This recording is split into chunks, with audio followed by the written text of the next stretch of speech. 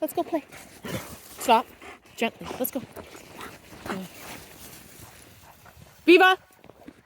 Good. Gentle with her. She doesn't like it. She doesn't like being bumped. You gotta be gentle. Good girl. So we're having our first off-leash play. Sophie was play bowing Viva yesterday, so I think she's ready. So we're having our first little runabout play in the field together, off leash. So I'm managing Viva a little bit because she can be a little retarded and like run into other dogs too hard. And Sophie obviously doesn't like that.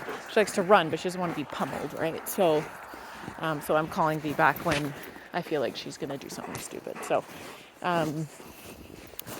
we're gonna do. So what I have is just like this is a big open field behind us, and this is our old barn, which is I use for just like a confined space. It's wide open, but it has some little bits of wood on the ground and other kind of interesting things. So it's kind of confined, but it's kind of open just to see how she feels being in a smaller space, loose, with another dog.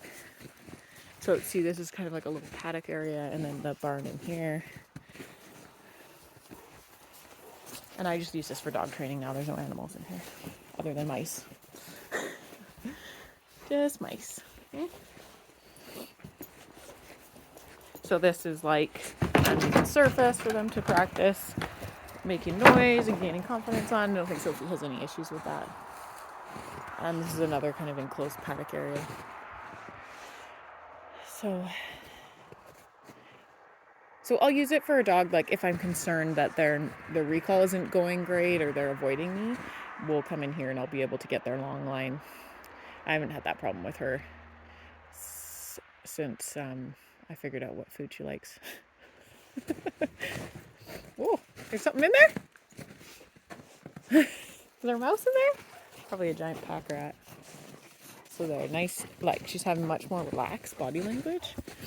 And this just happened yesterday that she play bowed her, so I thought today would be a good day for us to have an off-leash adventure together. Good. I still don't really feel secure having Sophie outside of a fenced area. I don't trust her. I feel like if she felt like it, she would just like run off on me, and probably come back, but not within the time frame that I am comfortable with. So I like having her in a fenced. This whole area is fenced all the way around, and I feel much more confident. So,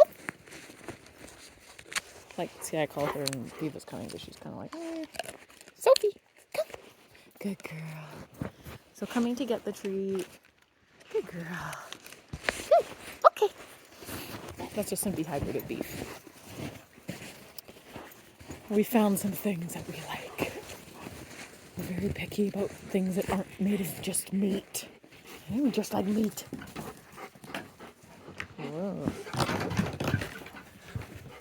Yeah, but I like to see how she's behaving when we're in the enclosed space together, because it would be more similar to like being in a home, right? Like less exits, a little bit more pressure.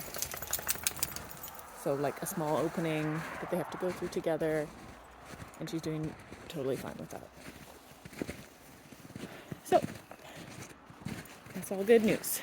So we'll do a little walkabout, and I'll let them play a little, and I'll just keep managing these so she doesn't get too rough. She's usually pretty good, and I kind of trust her judgment, but I kind of don't. So I like to micromanage it a little bit, especially when we're dealing with a dog like Sophie who could get offended and not be happy with that kind of play. So always good to judge the other dog. Like if it was my border collie who passed away, she plays really gently, so I would just let them play. Because she hates being bumped too.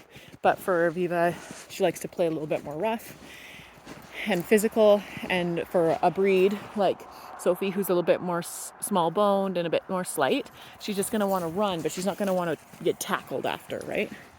So having no fun, hey? Having no fun today. You're a crazy girl.